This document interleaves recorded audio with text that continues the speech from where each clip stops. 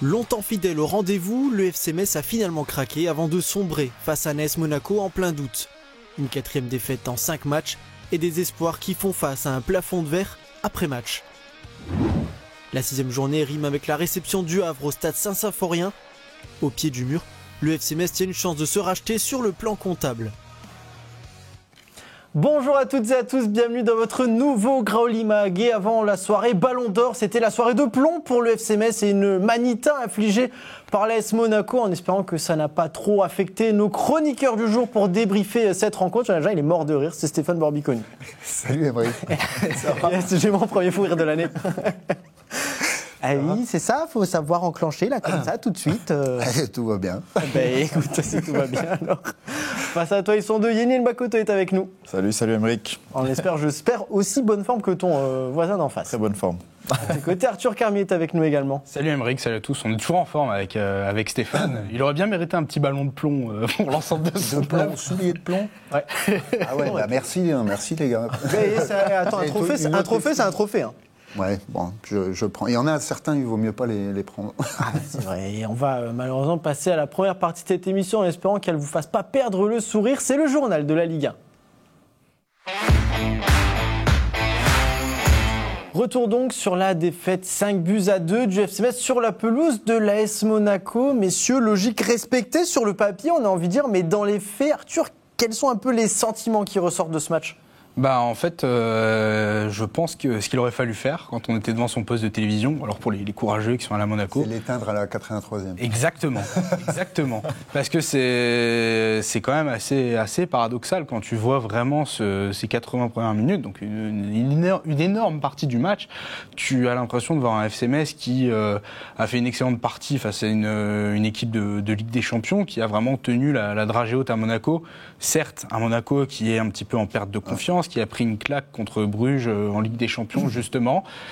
Et derrière, tu as ce but monégasque et un craquage mental. Le 4e est arrivé sur une grosse erreur, puis le 5e.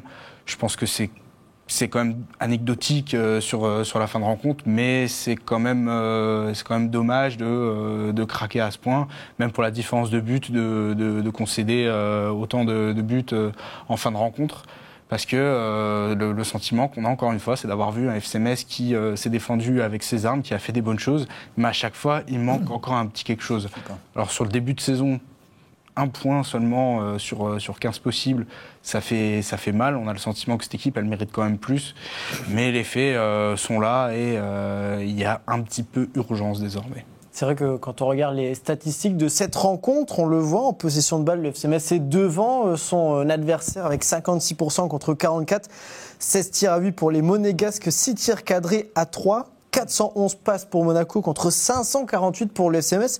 Yenny, c'est vrai que le score ne reflète pas la physionomie du match encore une fois, mais encore une fois, comme le disait Arthur, c'est une défaite.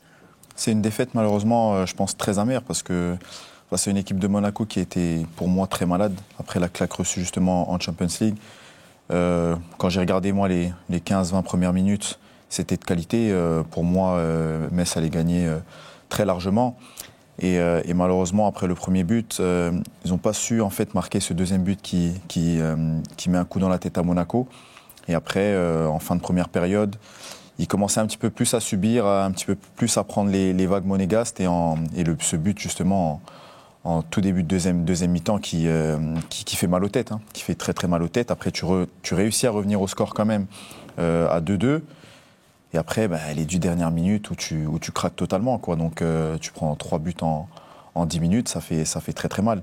Et on a l'impression, c'est que ça se répète malheureusement et que chaque match c'est la même chose. Mais voilà, il va falloir se relever très très très vite parce que le contenu il y est. Les 10 dernières minutes à effacer. Mais voilà, je pense qu'il y a un FC Metz qui est très intéressant en ce moment et qu'on aime voir en tout cas dans le jeu et les stats le prouvent. C'est vrai qu'on avait parlé, Steph, face à Lyon, une défaite encourageante. Là, on ne peut plus trop vraiment se permettre de s'en satisfaire de ce genre de physionomie de match où le FC Metz a à portée de main des points qui vont être importants pour le maintien. parfois face à des cadors, parfois face à des adversaires directs comme face à Angers. Et finalement, là, en 2 semaines, de perdre 5 points, quoi. Il y a beaucoup de choses à dire déjà sur ce match et sur le début de saison en général. C'est que on a de bonnes intentions, on a un jeu de possession qui est intéressant. On voit qu'on a envie de jouer. Ça tranche avec il y a 2 ans en Ligue 1 avec Bologna où c'était beaucoup de verticalité, très peu de passes. Et c'est pas anodin et c'est rare de voir à Louis II une équipe visiteuse qui vient et qui a la possession, qui fait plus de passes que les Monégasques. Après, pour moi, c'était le moment de les prendre, ces Monégasques, parce qu'ils avaient pris une gifle à Bruges. Ils ont fait tourner, et je comprends, en voyant leur match, leur prestation, pourquoi ils ont pris une claque à Bruges. Ils étaient catastrophiques dans l'engagement, dans la maîtrise collective, dans la maîtrise technique. Ils étaient bien en deçà de ce qu'ils peuvent et ce qu'ils doivent faire, et ce qu'un club du standing de Monaco est capable de faire et de présenter. À tes souhaits. Merci. La défaite, c'est pour ça. Mais le mérite aussi revient aux Messins qui, comme je l'ai dit, ont cherché à produire du jeu, ont marqué 2 buts, sur penalty qui est un petit peu tombé du ciel. Mais il y a eu des bonnes choses. Après, la Ligue 1, c'est l'efficacité offensive et défensive. Première mi-temps, Monaco a une seule occasion, Minamino qui s'échappe un peu dans le dos de Colin, on y reviendra. Et ça fait but. Comment ? Et ça fait but. Et ça fait but, centre et but, sur la seule occasion. Alors que Metz, je pense, est rentré au vestiaire un petit peu frustré de ne pas mener au score à la pause. Et l'efficacité, les bons joueurs devant à Monaco font aussi la différence. Et le banc, la profondeur de banc, c'est la différence entre un FC Metz qui a pas trop de profondeur de banc et qui perd en qualité au fur et à mesure du match, et Monaco, où les entrants sont presque plus forts que ceux qui sortent. C'est Ansu Fati qui rentre, qui est passé par le Barça, qui est un excellent joueur et il marque sur son premier but. Et nous, peut-être qu'à 2-2 à la 80e, dans le plan de jeu, il faut peut-être se dire, on sort un peu moins, on se découvre un peu moins, et on peut-être pas gagner le match, mais on va ne pas le perdre. Et on se met, peut-être les 10 dernières minutes, beaucoup plus compactes, peut-être moins joueurs. On a une équipe qui est joueuse et ça nous joue des tours. Et en Ligue 1, ça ne pardonne pas. Et la gestion de fin de match est très très importante parce qu'on a pris pas mal de buts dans les dernières minutes. Et quand on fait le compte, ça nous coûte 4 points. Strasbourg, on prend 85e. Angers, on prend 90e. Et Monaco, on prend 83, 86, 93. Donc à un moment donné, jouer, c'est bien. Avoir du jeu combiné, apporter un déséquilibre au niveau offensif, c'est bien. Mais quand il faut blinder derrière, surtout à Monaco, où c'est aussi un bon résultat de ramener un point, il faut savoir fermer la boutique. Peut-être Gauthier, ou le sortir, ou lui dire arrête d'aller long de ligne à 80 mètres du but et de jouer un contre, reviens défendre avec les coéquipiers. C'est peut-être aussi, et je parlais de détails en début de saison, un Ballo Touré qui a beaucoup de qualité mais qui n'est peut-être pas prêt, et certainement pas prêt physiquement, pour jouer tout le match. On fait rentrer Alpha Touré, tu baisses en qualité. Et ces petits détails, tu les pécaches en Ligue 1. C'est vrai qu'il y a une constante depuis le début de saison. Stéphane conclut là-dessus, c'est que dès lors que tu ouvres ton banc, la qualité de l'équipe chute nettement. Alors on l'a vu pendant que tu parlais d'ailleurs, pour rebondir là-dessus, c'est pas les mêmes remplaçants déjà qualitativement sur le papier, mais quand on voit là, Alpha Touré, Ismaël Guertier à la 75e, en face les remplaçants c'est 3 buts et 2 passes décisives, donc c'est dire l'implication sur ce score-là des remplaçants, alors que du côté de Metz, on a des remplacements à la 90e avec Tita Ejvili ou encore Morgan Bokele, mais dans ce moment-là j'ai envie Arthur de te demander à qui la faute, est-ce qu'on doit mettre ça sur la faute de Stéphane Le Mignan ou pas ? Je trouve que depuis quelques rencontres, il n'est pas très inspiré sur le coaching en cours de match. Souvenez-vous, l'année dernière, en Ligue 2, on avait déjà ces points de doute en disant que les changements arrivaient un peu tard quand il fallait faire basculer le cours d'une rencontre. Là, c'est pas du tout la même problématique en Ligue 1. Alors forcément, il peut pas les inventer, les joueurs sur le banc. Arthur, il fait aussi avec ce qu'il a. Il fait effectivement avec ce qu'il a. Désolé, quand il met Yegbe à Paris FC, arrière-gauche... Mais là, sur le moment-là, faire rentrer Alpha Touré, Ismaël Guertier, alors j'ai rien contre Ismaël Guertier qui a l'air d'avoir des qualités assez affolantes, il démarre en Ligue 1 dans un contexte qui n'est pas assez évident. Est-ce qu'à ce moment-là, tu veux pas aller être un petit peu tatillon et aller chercher soit quelque chose, soit mettre un Titashvili ou un Bouachvili qui sont deux joueurs qui courent beaucoup. Je pense surtout à Bouachvili qui court beaucoup devant et qui peut te permettre d'aller peut-être emmener le ballon un peu devant plutôt que de faire entrer un tout jeune à ce moment-là. À ce moment-là du match, la priorité, c'est de conserver le résultat. C'est de conserver. Est-ce que tu conserves avec un jeune joueur qui n'a jamais joué en Ligue 1 C'est sûr qu'on préfère faire rentrer 3 attaquants et se dire ça va passer, on va gagner 4-2. Mais à ce moment-là du match, Monaco pousse, il y a des entrants qui sont très forts, on l'a dit. Donc, dans ce rapport de force, je pense qu'il faut blinder le milieu défense, et mettre quelqu'un de rapide en transition verticale devant qui puisse faire la différence dans le dos de la défense, où d'ailleurs était aussi catastrophique. C'est très lent, c'est très lourd, tout ce qui est face à lui ça va, mais dès que c'est dans le dos c'est quand même beaucoup plus compliqué pour lui, et donc j'aurais peut-être laissé 1 ou 2 mecs rapides devant et puis le reste de lignes serrées. Même faire le choix qui avait été fait à Strasbourg, Titashvili, voilà, le mettre au pire des cas, le mettre à gauche. On a vu que c'était loin d'être déconnant, qu'en plus il avait de la technique, le moyen de pouvoir contenir en rapidité, tout, parce que ça allait vite quand même à un moment donné. Il peut devant. faire une différence à tout moment individuelle. Parce que ça aussi, on en parlera, on manque un petit peu offensivement de joueurs capables en 1 contre 1. La Ligue 1, vous avez des défenseurs puissants, ça va vite, c'est puissant, c'est des dragsters. Il faut des mecs comme Sabali l'a très bien fait, il a perforé le milieu de terrain, il a bien servi Diallo, c'est comme ça qu'on marque un magnifique but. Mais ça manque un peu, ça ronronne, il n'y a pas un joueur qui est capable sur le côté, à l'entrée de la surface, de faire un 1 contre 1, d'éliminer, de pousser et puis de servir Diallo, qui est un attaquant de fixation. Et il ne faut pas attendre de lui qu'il dribble 2-3 joueurs. Lui, il est bon, efficace devant le but, au point de pénalty, mais il faut qu'il ait des ballons. Pour en revenir au changement, c'est aussi la limite de faire entrer des joueurs qui ne sont pas nécessairement à leur poste. Alpha Touré, qui a des qualités, il l'a démontré la saison passée au milieu de terrain. Peut-être que si on doit changer un élément au milieu de terrain pour justement amener du sang frais, peut-être il y a un Deminguet qui est fatigué, tu peux l'apporter justement dans ce milieu de terrain, Alpha Touré, et laisser ce couloir gauche à quelqu'un qui est davantage spécialiste du poste. Alors il y a Tita, même Bukele peut jouer dans ce registre-là. Quand il y a une ligue de 5. Il décalé Yegbe d'un cran aussi. Après, c'était compliqué, il manquait. De toute manière, tu joues à 6 derrière, donc la ligne de défense, tu n'avais pas que tes défenseurs dans l'histoire, quoi qu'il arrivait. Surtout, tu n'es pas forcément mis en danger à ce moment-là du match, quoi. Tu contrôles quand même le match comme il faut, tu es à 2-2. Et comme Steph le dit, c'est vrai que, bon, à un moment donné, tu es à 2-2, il te reste 15-20 minutes de jeu. Il faut blinder, tout simplement. Il faut blinder, il te faut des points. Il te faut des points dans le championnat. Et là, tu le fais à Monaco. Donc à Monaco, qui est quand même un cadre de la Ligue 1, même si sur ce match-là, ils étaient un petit peu malades, à un moment donné, il faut penser points. Il ne faut pas penser à attaquer et puis voilà, mettre peut-être pas à ce moment-là des jeunes qui n'ont pas d'expérience justement sur ces 30 dernières minutes où Monaco là et peuvent piquer justement malgré le fait qu'ils ne soient pas forcément très performants avec les joueurs. On l'a vu là sur les derniers buts encaissés par le FC Metz. Avant d'entendre la réaction de Stéphane Le Mignan sur le match, j'ai quand même une question à vous poser. C'est vrai qu'on a senti le FC Metz abandonner après le 3e but, le but du 3-2 qui a un petit peu mis un coup derrière la tête. Est-ce qu'on peut parler de faute professionnelle d'avoir autant abandonné cette rencontre? On l'a dit, il y a perdre et perdre 5-2. Non, pour moi, le tournant du match c'est à 2-2 et c'est le 3-2. Quand vous prenez le 3e but à la 83e, c'est là le tournant du match. Et le 4-2, pardon, c'est le coup de grâce aussi. Après, c'est anecdotique. Je vais dire, à moins qu'on descende pour un but de goal average, mais Kouao... mais même dans les têtes, c'est que tu as quand même une certaine forme de faiblesse qui est affichée, que ce soit dans la niaque ou de dire, mais on encaisse quand même 3 en 10 minutes, quoi. Je suis d'accord, Aymeric, mais le 3e but est le plus problématique pour moi.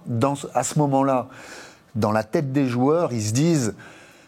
C'est perdu ou très très mal embarqué et du coup il y a une sorte un petit peu de décompression.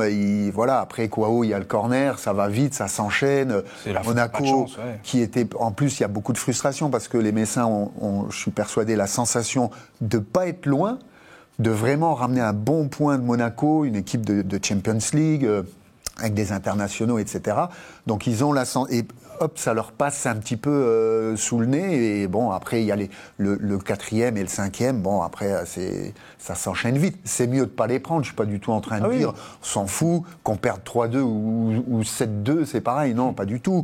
Mais bon, après, dans les têtes, on n'y est plus. Et pourtant, quand tu vois cette équipe, t'as pas l'impression que c'est une équipe qui manque de confiance. Il y a des sorties de balles avec quand même beaucoup de personnalité. Fischer n'hésite pas à relancer, même faire des passes qui peuvent être parfois dangereuses, plein axe, mais qui ont cassé des lignes. C'est beaucoup, c'est agréable même à regarder. Ça fait longtemps qu'on n'a pas vu un FC Metz repartir. Mais la question est, quand tu es le est-ce que tu peux te permettre de faire ça tout le long d'une rencontre? C'est ce que je disais. C'est pas pour ça que le FC Metz a eu des largesses défensives, sur ce troisième but, parce que c'est le tour de la rencontre, a laissé le centreur déposer une galette sur Ansu Fati qui était seul au milieu de joueurs. Et ce qu'il faut, c'est être pragmatique. C'est-à-dire que tout le monde veut sortir balle au pied, des 6 mètres, pas balancer, comme si c'était écrit dans les livres, comme le Barça ou Manchester City. Il y a très peu d'équipes qui font 50 passes avant de marquer un but.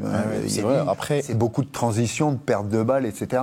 Mais Monaco, en deuxième mi-temps, est venu un petit peu plus haut quand même. Je pense qu'ils se sont fait secouer par leur coach à la mi-temps, parce qu'ils étaient vraiment catastrophiques. Donc ils sont venus beaucoup plus haut. Malgré tout, à part Bamin, une fois, on a eu une frayeur. Les Messins s'en sont plutôt bien sortis. Mais ce qu'il faut être, c'est pragmatique. C'est-à-dire, s'il faut balancer, il faut balancer. Être plus rugueux peut-être dans les duels. Collin, ça manque un peu de vitesse, ça se laisse aspirer.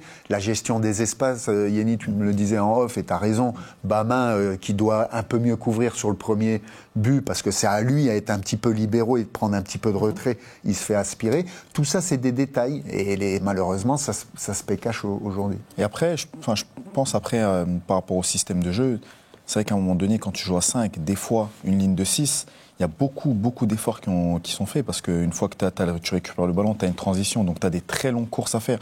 Je vois Sabali qui a fait de très longues courses, donc c'est pas facile pour les joueurs. Habib Diallo qui était un petit peu esselé à certains moments du match. Et à un moment donné, je pense qu'à la 75e, 80e, quand tu prends ce but-là, physiquement, tu es un petit peu cuit pour repousser, pour donner un petit coup de peps, quoi. Donc ça aussi, c'est aussi à prendre en compte. Une ligne de 6, ça fait beaucoup. Et puis, quand tu joues contre l'AS Monaco aussi, forcément, quand tu prends le but qui te fait mal, pour les attaquer, après, c'est un petit peu compliqué quand tu défends pendant 75-80 minutes. On a entendu votre avis sur cette rencontre. On va écouter tout de même celle de Stéphane Lemignan. On le sent avec une petite pointe de tristesse. Ouais, on a fait une très bonne demi-heure déjà, le dernier quart de la première qui était un peu moins fluide. Maintenant, je pense qu'on doit au départ prendre l'avantage peut-être 2-0. Puis la deuxième mi-temps, on est surpris dès le départ, mais on fait une deuxième mi-temps où on a aussi pas mal de bonnes choses. On égalise donc sur le penalty, et c'est vrai que plus le match avançait, plus on sentait qu'on était dominant par rapport à notre adversaire, et malheureusement sur un manque de discipline, moi j'appelle ça, parce que c'est un manque de discipline sur ce troisième but qui fait basculer la rencontre du mauvais côté pour nous, et puis l'enchaînement derrière. Et je pense que les joueurs, beaucoup de déception, donc du coup dans les 10 dernières minutes, malheureusement on encaisse ces 2 autres buts qui me semblent très lourds. Je pense qu'on aurait été, je pense qu'on mérite un point. Maintenant c'est une défaite et on a encaissé 5 buts, donc ça ne suffit pas de dire ça. Ça ne suffit pas de dire ça, mais il y en a un qu'on va mettre un petit peu en avant dans cette émission. Si vous le voulez bien, on va revoir l'ouverture du score du FC Metz. Le très bon travail, tu en parlais tout à l'heure, Eni, de Cheikh Sabali, qui était peut-être un petit peu attendu au tournant. Habib Diallo également dans une moindre mesure après ce penalty arrêté face à Angers. Mais messieurs, Cheikh Sabali, le terrain pour s'excuser, c'est un peu comme ça que j'ai appelé cette question. Il est vrai qu'il était un petit peu attendant, il était titulaire pour ce match. Stéphane, c'est pas une mauvaise rencontre de la part de Sabali qui a montré quelques qualités. Oui, après tout, pour reprendre ta question, tout commence et tout s'arrête sur le terrain. Les moyens d'expression d'un joueur, c'est le terrain. Donc je crois que c'était aussi un débat d'une émission précédente. Est-ce que le public, comment va accueillir Sabali, s'il est performant, il marque, il fait marquer ses partenaires, comme c'était le cas avec Habib Diallo, sera tout à fait pardonné et acclamé par le public. Je me fais aucun souci là-dessus. C'est un joueur qui a beaucoup de qualités, évidemment, on les connaît. L'année dernière, c'était l'homme fort de la montée, meilleur buteur. Voilà, après, il s'est passé ce qui s'est passé. Ça fait partie aussi de la vie d'un club, malheureusement, et des détails dont je parlais, où tu prends du retard à l'allumage, parce que Sabali, j'aurais voulu l'avoir à 100% physiquement et dans sa tête dès le premier match contre Strasbourg. Malheureusement, après, il a fait grève, il était dans la tribune Paris FC, après remplaçant. Tout ça mis bout à bout, ça fait beaucoup, mais c'est un bon joueur. Et sur cette action, c'est tout à fait ce qu'on lui demande. Ça me rappelle Yeni Nbakoto à l'époque, qui prend le ballon, qui part de loin, s'il nous regarde, et qui fait des différences en vitesse et qui délivre une super passe décisive.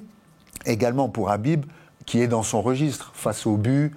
Il prend un peu la profondeur, beaucoup de calme, de sérénité, beaucoup de précision aussi dans son geste. On voit que c'est clair, net. C'est bien aussi pour lui d'avoir ouvert le score dans le jeu. En tant qu'attaquant, ce sera toujours une très bonne chose pour lui. C'est bien, mais dans le jeu, par contre, on a marqué 5 buts. Depuis le début de saison, 2 corners, un penalty, et dans le jeu, on marque que en 5 matchs, 2 buts dans le jeu sur une action construite. Et encore, les 2 buts, le but de PFC, c'est une récupération haute sur un pressing suite à un 6 mètres du gardien adverse. Et là, c'est une différence individuelle et une superbe finition. Donc, c'est peu à se mettre sous la dent en 5 matchs, même s'il y a eu des occasions. Et est-ce que ça peut peut-être provenir de ce joueur, Gauthier Hein, évidemment, qui a égalisé sur penalty, qui a récupéré le brassard de capitaine depuis cette saison? Arthur, on a un peu l'impression qu'il est peut-être moins pesant, Gauthier Hein. Je ne sais pas si c'est ton avis, je sais que c'est un nom qui est pas mal ressorti sur les réseaux notamment. Je suis pas trop d'accord parce que c'est des questions, des débats qu'on avait déjà l'année dernière parce je pense qu'on attend monts et merveilles de Gauthier Hein et on voit pas tout le travail invisible qu'il est capable de faire. Invisible mais visible quand il décroche, quand il oriente le jeu. Toutes ces choses-là qui peuvent paraître anodines de renverser le jeu pour amener de la continuité.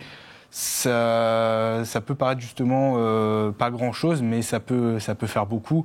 Cette année, encore plus que l'année dernière, il va peut-être moins stater qu'en Ligue 2, mais il aura ce rôle de guide dans le jeu, de meneur de jeu. Et ça va être aux joueurs offensifs de créer des différences, parce que Gauthier Hein, ce n'est pas le joueur qui va prendre le ballon et dribbler sur 40 mètres pour faire la différence tout seul. C'est un milieu de terrain, c'est le meneur de jeu du FC Metz. Et charge à lui maintenant de bien animer les différents schémas offensifs du FC Metz et de permettre aux offensifs comme Sabali et Diallo de briller. Il y en a un qui n'a pas mis bien longtemps pour briller. On va quand même faire un petit focus sur lui, Yeni. Ansu Fati, quel début en Ligue 1, on a envie de dire. Un but au bout de 36 secondes, un doublé finalement avec des buts importants, le but du 2-1 et du 3-2. Ça fait un peu saliver, quoi. C'est vrai, c'est un joueur qui a de très très grandes qualités. On l'a vu à ses débuts au Barça, on disait même que c'était le futur Messi à un moment donné. Et malheureusement, ses blessures lui ont freiné dans sa progression. Et aujourd'hui, on voit un joueur, je pense, qui est très en confiance. Et je pense que Monaco, c'est parfait pour lui parce que, ok, c'est un très grand club, mais je pense que la pression, c'est pas un Marseille, c'est pas un Paris Saint-Germain. Donc pour lui, je pense que c'était parfait. Ansu Fati, sur ce but-là, sur ce 3e but, c'est un registre que personnellement j'ai rarement vu faire. Donc et qui marque de la tête, qui est dans la surface. C'est quelqu'un, je pense, qui commence de plus en plus à prendre confiance. Et justement, avec cette équipe de Monaco, ça peut faire des dégâts. Et en plus, dans pas longtemps, je pense qu'il y a Paul Pogba qui va bientôt revenir sur les terrains. Donc voilà, il aura des passeurs, il aura des bons joueurs autour de lui. Et je pense qu'il peut tout simplement illuminer la Ligue 1 de ses qualités et puis reprendre sa marche en avant parce qu'on connaît les qualités qu'il peut avoir. Après, le manque de discipline dont parlait Stéphane Le Mignan, je pense c'est le but qu'on vient de voir. Ansu Fati, il n'y a pas de danger. C'est un centre, je ne vais pas dire anodin, mais Ansu Fati, tu l'as dit, Yeni, c'est pas son registre non plus. Il n'est pas grand et pourtant il passe devant Collin, il est derrière Bamin. On ne doit pas prendre clairement ce but-là. Bamin, il fait 1m90. Taïegbe, lui, là, c'est plus difficile d'intervenir. Mais l'agressivité, les détails, la discipline, c'est sur ce genre d'action qui n'en est pas une au départ, où on doit montrer beaucoup plus d'agressivité.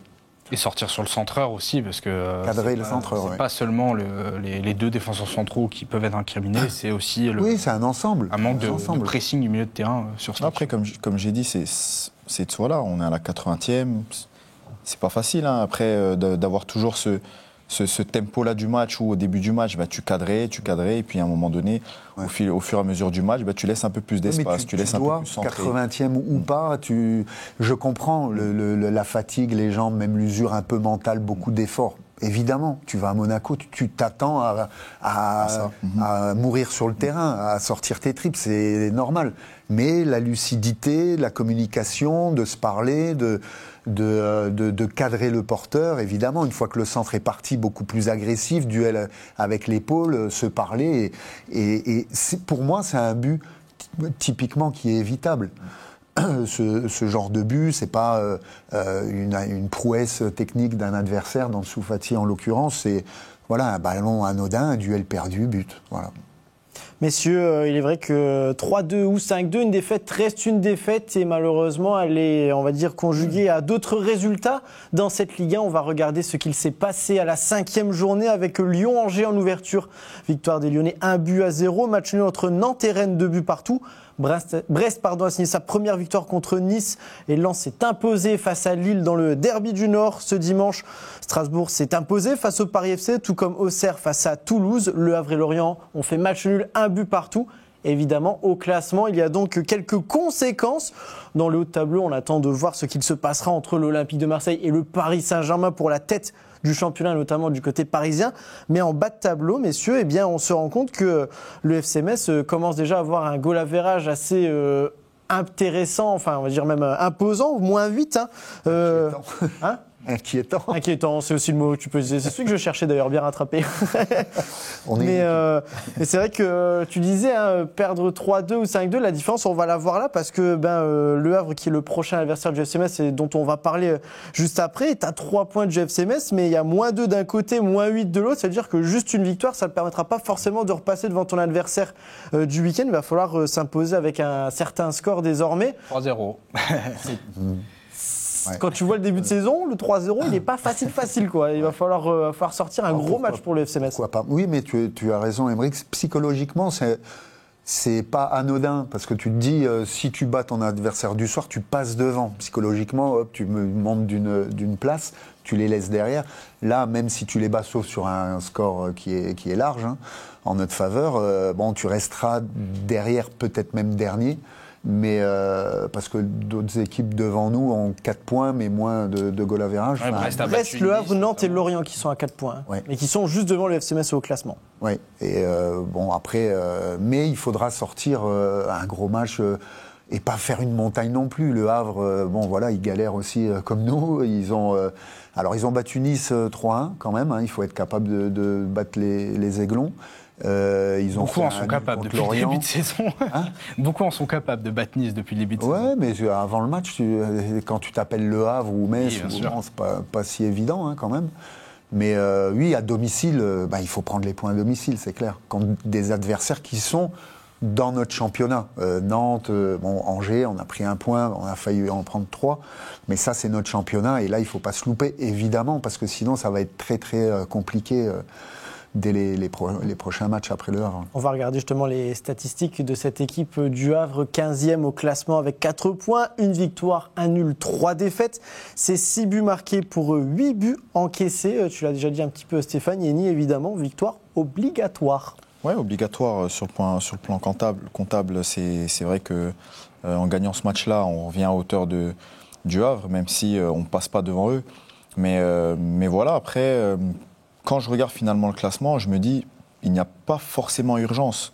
C'est que toutes les équipes sont très serrées en bas de tableau, mais tu joues contre un adversaire direct, tu joues contre un concurrent direct qui va... Mais il y a quand même un facteur mental qui entre en jeu. Tu as fait match nul contre Angers chez toi, là tu reçois Le Havre chez toi, c'est des points que tu peux te permettre de perdre déjà maintenant. Surtout que tu joues à domicile, ça c'est une certitude. Parce que c'est vrai qu'à l'extérieur, c'est pas la même histoire, mais...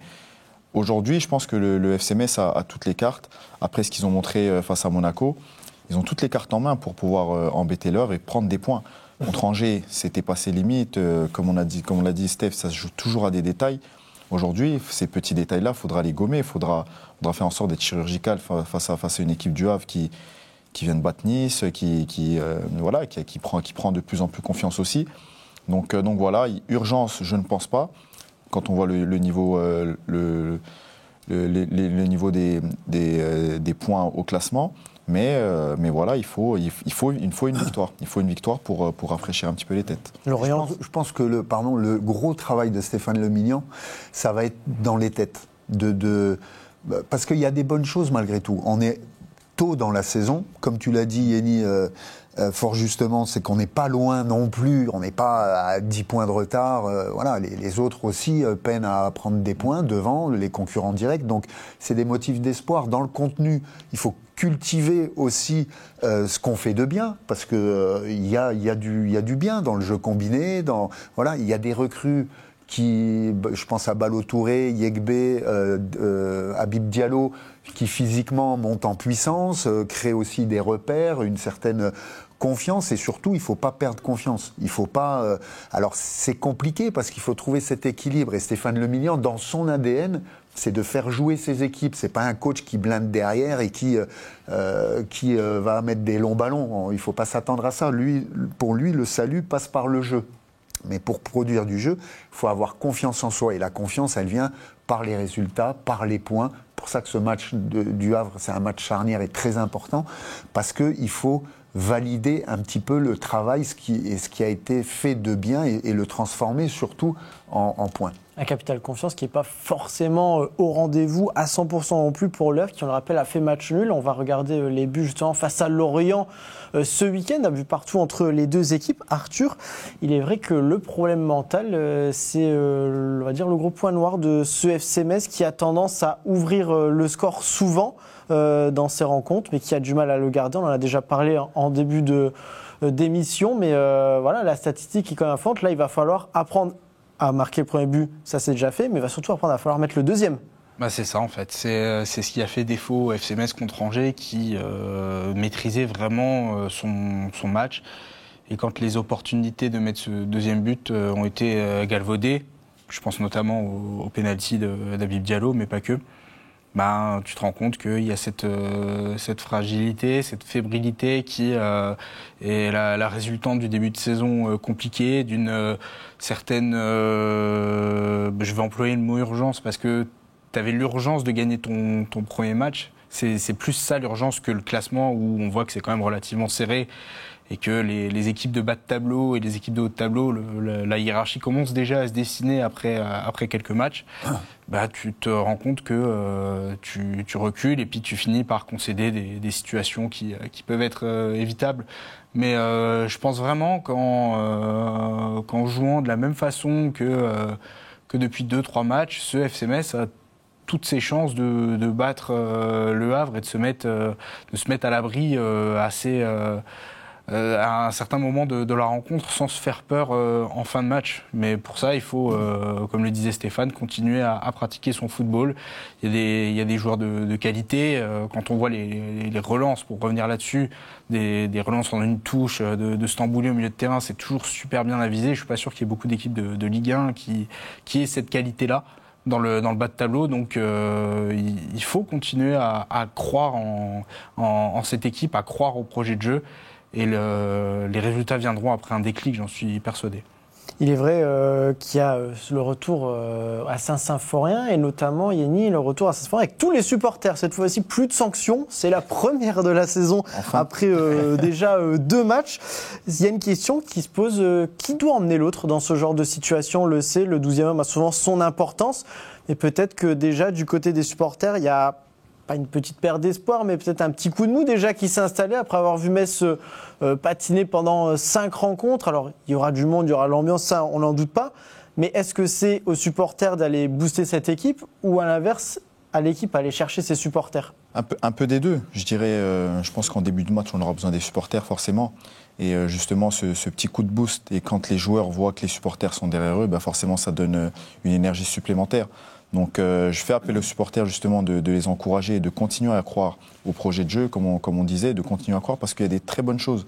Quand on sort des matchs, il y a toujours du positif qui en ressort. a des détails forcément à peaufiner, mais il y a toujours du positif. Donc je pense que les supporters, nous en tant que supporters, on voit le positif, on voit qu'il y a des bonnes choses, mais qui marchent pas pour le moment. Donc ça viendra avec le public qui va revenir et qui va faire, je pense, un très très grand bien à tous les joueurs et au staff aussi. Donc voilà, on a besoin d'eux, on a besoin de leur énergie aussi, et les joueurs seront boostés par ça. Attention Borby, hein, tu auras le droit de crier du coup ce week-end, mais pas de fumier parce que sinon c'est galère. Non, mais c'est deux poids deux mesures, mais il va falloir que tu fasses attention. En plus, il va commencer à faire froid. Je crie jamais. Par contre, les fumis, c'était moi, mais bon. Qui vient de me dire qu'il est là. On le garde pour nous, personne ne nous écoute. On a les vidéos. Il y a quand même aussi, on va dire, dans le rayon pas des bonnes nouvelles, mais de là où on peut un peu souffler, c'est qu'il y a quand même des joueurs qui vont revenir dans cette équipe, qui ont manqué ce week-end. Michel Mboula va faire son retour normalement face au Havre. Boubacar Traoré était absent pour une petite gêne à l'épaule, pas de prise de risque. On espère qu'il sera là pour le Havre. Sadibou Sané devrait revenir aussi la semaine prochaine. Bon, c'est quand même des retours un peu d'importance pour le FC Metz qui apporteront justement la profondeur qu'on a pointé du doigt en début d'émission. C'est des renforts très, très importants parce que c'est des titulaires en puissance, évidemment. Il vaut mieux qu'ils soient aptes. Boubacar Traoré fait un très bon début de championnat. On n'avait pas de doute sur sa qualité, mais plutôt sur sa capacité à enchaîner les matchs au niveau athlétique et physique, parce qu'il n'avait pas trop joué la saison dernière. Après, Mboula aussi, relance gaucher. Il était là l'année dernière, connaît bien le groupe. C'est un joueur d'expérience. Et puis, le troisième, c'est... C'est Sadibou Sané, ce sera un petit peu plus tard. Il y a encore un ou deux matchs à purger. Oui, encore un petit peu plus tard. Mais il va revenir face à Marseille, si je ne me trompe pas, dans la semaine prochaine. Après le match face au Havre. Oui. Mais je parlais en début de saison de détails, et on a besoin de toutes les forces vives, à Metz plus qu'ailleurs, parce que forcément on a moins de moyens, moins d'argent, mais aussi... Ça me rappelle un débat entre Rémi et Bernard sur l'utilisation de tous les joueurs du FC Metz, et ceux, peu importe le contexte extrasportif. Oui, parce qu'à la fin ça compte, c'est les détails, les points, les petits points, et c'est pour ça que je suis partisan, moi, d'une construction d'un groupe le plus tôt possible dans la saison et même dans la pré-saison pour forger une âme, une équipe, une force collective. Parce que quand on a des millions et puis qu'on peut prendre des joueurs, des internationaux et tout, forcément c'est plus facile. On va naviguer dans le premier tiers du championnat. Je parle même pas de Paris mais Metz, ça va jouer à 1 point, goal average, peut-être 2 points, les barrages. Il faut en laisser 3 derrière. Les 3 qui seront, j'espère, derrière nous, n'ont pas beaucoup plus de moyens que nous. Vous voyez, c'est notre championnat. Mais les petits détails, les suspensions, les blessures, les méformes, les joueurs, ça compte à la fin. C'est pour ça que quand on part et que Sabaly n'est pas apte dès le premier jour de championnat, c'est problématique. Quand on part pour le championnat et que Idrissa Gueye est sur le point de partir, c'est problématique. On a un gamin de 16 ans et demi, Madjo, qui est une future pépite, je l'espère, et l'avenir nous le dira. Mais on est en Ligue 1, il est titulaire les 2 premiers matchs. Pour moi, c'est une anomalie. Tu comprends Je sais pas si je répondu à tes paroles. Mais il faut mettre toutes les forces de notre côté. Et pour revenir à ta question, oui, évidemment, plus il y a de joueurs valides, et mieux c'est. Tu poseras la question à Stéphane Le Mignon, je pense qu'il sera d'accord avec moi. Ça, malheureusement, c'est le grand mal du football moderne, où on a ce mercato qui ne colle pas avec le début du championnat, et tant que les instances n'ont pas légiféré sur ça... ouais, mais des fois, tu te compliques quand même la vie. Il y a des clubs où les effectifs sont beaucoup plus stables, et comme par hasard, ils ont plus de résultats et plus tôt aussi dans la saison. C'est des clubs qui sont stables aussi sportivement. Mais parce qu'ils sont compétitifs plus tôt, parce qu'ils ont fait leur prépa, ils ont leur attaquant, ils ont leur arrière-gauche. Nous, on a joué avec Alpha Touré, qui est un très bon joueur, jeune, milieu de terrain. Il joue à gauche. Peut-être que tu as ton arrière-gauche avant dans la saison, tu gagnes 1-0 contre Angers. Ça te change la vie quand même. Tu as peut-être 4 points aujourd'hui, tu tapes le Havre, tu as 7 points. Tu vois la différence. Yekbe, il fait 1m95, tu le mets arrière-gauche par défaut. C'est même pas lui rendre service, et c'est pas la faute de Stéphane Le Mignon, c'est pas la faute de Fred Arpinon. On n'a pas beaucoup de moyens, on était sur Ballo Touré qui est une bonne pioche, mais il est obligé de sortir à la 80e parce qu'il vient tard et qu'il n'est pas prêt physiquement. Tu fais rentrer un remplaçant où tu perds un peu en qualité, 4-1-3, tu prends le but. Et il n'y a pas de hasard, c'est simplement ça que je dis. Et je continuerai à craquer des fumigènes si j'ai envie. C'est vrai, Yannick, Il mérite son ballon d'or, en fait. on lui donnera peut-être le ballon d'or du supporter. Il n'est pas derrière toi, là. Yannick, c'est vrai que pour terminer un petit peu avec cet avant-match et les enjeux de ce match, on parlait de nouveaux départs ou de nouvelles saisons après la fin du mercato. Finalement, on se rend compte que non, parce que y a eu 3 voire 4 journées avec des incidences, comme on le disait, des joueurs qui arrivent sur le tas et tout. C'est surtout un début manqué parce que y a des conséquences déjà à ce moment-là. Début manqué, oui, parce qu'au final, tu es à 1 point sur 15, donc forcément, ce sont des débuts manqués. Mais voilà, Steph l'a très bien résumé. Quand tu pars avec un effectif qui est un petit peu bancal, entre guillemets, où il y a des têtes ailleurs, ou des transferts à venir, etc., c'est vraiment pas facile. Quand tu as ton groupe qui est déjà forgé, qui est déjà formé et qui est prêt à la compétition, c'est beaucoup plus facile. Les automatismes se font beaucoup plus naturellement. Aujourd'hui, Metz, et ça a souvent été le cas à chaque fois que Metz monte en Ligue 1, c'est de perdre au moins les joueurs majeurs, quoi, en plus dans plusieurs lignes. Donc c'est assez compliqué. Et aujourd'hui, tu as besoin de stabilité. J'espère que maintenant, c'est la nouvelle saison qui va commencer. C'est bien que le Havre tombe maintenant parce que on aura le retour des supporters. Les joueurs absents qui étaient absents reviennent.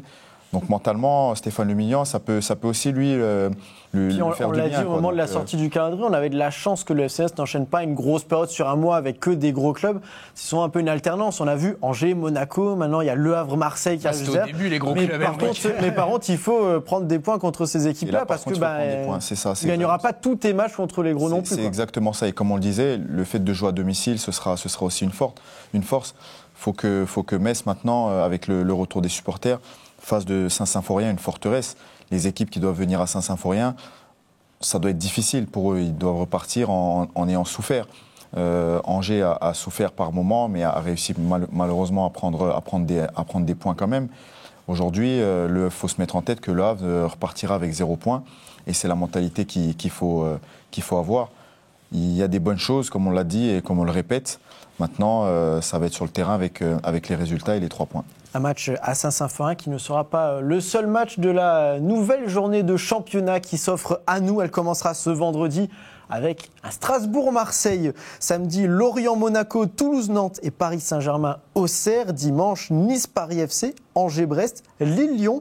Et pour terminer, un petit Rennes-Lens. Il y en aura donc pour tous les goûts. Nous, messieurs, on va passer à la dernière partie de cette émission. On arrive vers la fin, mais c'est le temps du temps additionnel.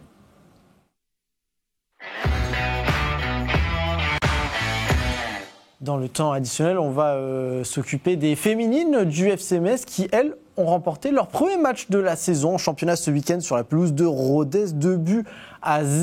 C'était l'occasion déjà de lancer la saison des joueuses de Marine Morel, mais c'était aussi l'occasion pour Janella, la chronique spéciale féminine du FC Metz qui était déjà là la saison dernière, de refaire son apparition. Adeline est allée à la rencontre justement de la coach du FC Metz et de Léa Munier, la nouvelle capitaine, pour parler ambition de cette nouvelle saison. On écoute un extrait. Marine, donc c'est ta deuxième saison à la tête de l'équipe. Quelles sont tes ambitions pour cette saison ? Deuxième saison, c'est sûr que lorsqu'on démarre une nouvelle saison en seconde ligue, il y a déjà l'étape du maintien, c'est aller chercher le maintien le plus tôt possible. Et après, c'est vrai avec le projet qu'on prône et surtout avec le discours du président, c'est aller chercher ce haut de tableau. Donc sur la première partie de saison, qui nous permettra de voir où on se situe, et la deuxième phase permettra de nous dire où on est et ce qu'on peut prétendre. Et à titre personnel, est-ce que ça serait un échec pour toi de faire moins bien que la saison passée ? Un échec pour moi, c'est sûr qu'on a des objectifs, on a envie de les atteindre. Pour le moment, on n'y est pas. C'est-à-dire qu'en fonction du classement, en fonction de où on est, le coach doit de faire des adaptations, de pouvoir à toute situation essayer de trouver la solution. entre guillemets, je suis la messagère, je suis celle qui motive. Après, c'est à mes troupes de entraîner, de m'aider et aussi de me motiver. Mais je suis pas seule. Donc j'ai envie de dire, quand on n'est pas seul, on a des forces sur qui on peut s'appuyer. Et j'ai envie de m'appuyer sur mon groupe, sur mon staff, sachant que le club nous soutient. Aujourd'hui, quel est le mot d'ordre pour cette saison? Est-ce que vous êtes défini vraiment Je vous aime. Je vous aime. Je vous aime, c'est à chaque victoire cette année, apparemment, Marine a décidé de faire des petites déclarations à ses joueurs. Quelle romantique celle-là. Vous êtes chiante, mais je vous aime.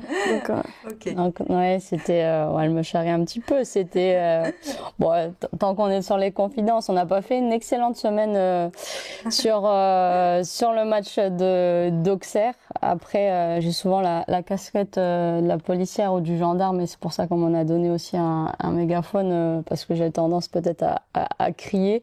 Et donc, quand il faut dire les choses, c'est-à-dire quand il faut les bouger, je les bouge, mais quand il faut les féliciter, je félicite. Et donc là, c'est ce que je leur ai dit. Je leur ai dit que c'est sûr que quelquefois, entre guillemets, désolée pour la caméra, elles me font chier royalement, mais que c'est ça. C'est vrai que mon métier, je le prends énormément à cœur. Elles sont une moitié de moi, je leur ai dit.